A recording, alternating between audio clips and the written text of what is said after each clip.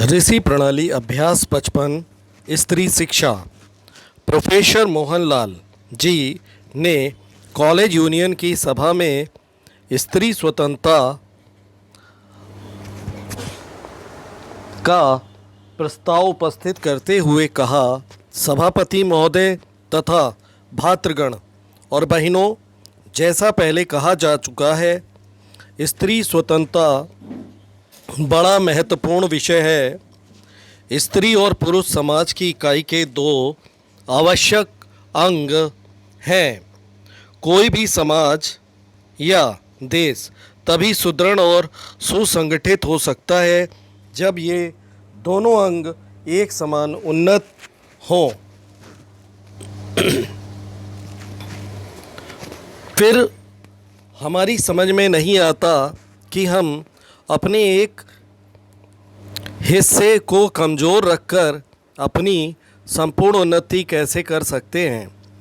इतने वर्ष के अनुभव और अध्ययन के बाद तो मुझे यह निश्चय हो चुका है कि जब तक हमारी माताएं और बहनें पुरुषों की तरह सुशिक्षित और स्वस्थ न होंगी, तब तक समाज तथा देश की यथार्थ उन्नति न हो सकेगी।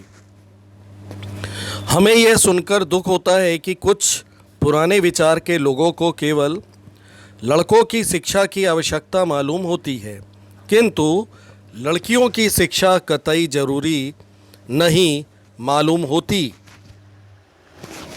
परंतु जैसा कि हम ऊपर कह चुके हैं, स्त्री पुरुष समाज के दो आवश्यक अंग हैं। एक ही गाड़ी के दो पहिए हैं। अतः हमें इस बात का ध्यान रखना चाहिए कि समाज रूपी गाड़ी को सुचारू रूप से चलाने के लिए दोनों पहियों का एक सा ठीक रखना परम आवश्यक है। यह हो ही कैसे सकता है कि एक चाक टूटा हो फिर भी गाड़ी ठीक चले। यदि यह मान भी लिया जाए कि स्त्रियां पुरुषों की अपेक्षा कमज़ोर रहती हैं, परंतु साथ ही साथ यह भी कहा जा सकता है कि यदि इन्हें यथोचित शिक्षा मिले तो पुरुषों की कठिनाइयों में सच्ची सहायता कर सकती हैं एवं बड़ी आर्थिक गुत्थियां हल कर सकती हैं। यह पुरुषों की स्वार्थ पड़ता है कि वह उन्हें उन्नत नहीं करने देता, क्योंकि अगर ऐसा हुआ तो वह उन्हें अपनी कठपुतली बनाकर न रख सकेगा। अब मुझे यह जानकर प्रसन्नता हुई है कि शिक्षित वर्ग इस बात को समझ गया है। हमारे लिए यह गौरव की बात है कि हमारे शहर में ऐसे कई कन्या पाठशालाएं खुल रही हैं जो कुछ समय तक ही नहीं वरन बहुत समय के लिए समाज की सेवा करेंगी।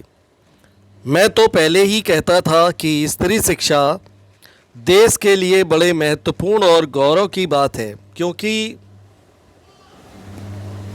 इससे ही स्त्री स्वतंत्रता के आंदोलन को प्रगति मिलेगी।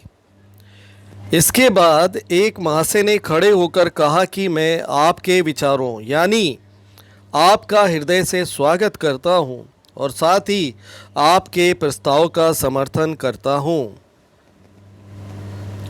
दूसरे सज्जन ने कहा कि मैं आपके प्रस्ताव का अनुमोदन करता हूं। फिर वोटिंग होने के बाद सभापति महाशय ने कहा कि यह प्रस्ताव सर्वसम्मति से स्वीकृत हुआ अथवा सर्वसम्मति से पास हुआ।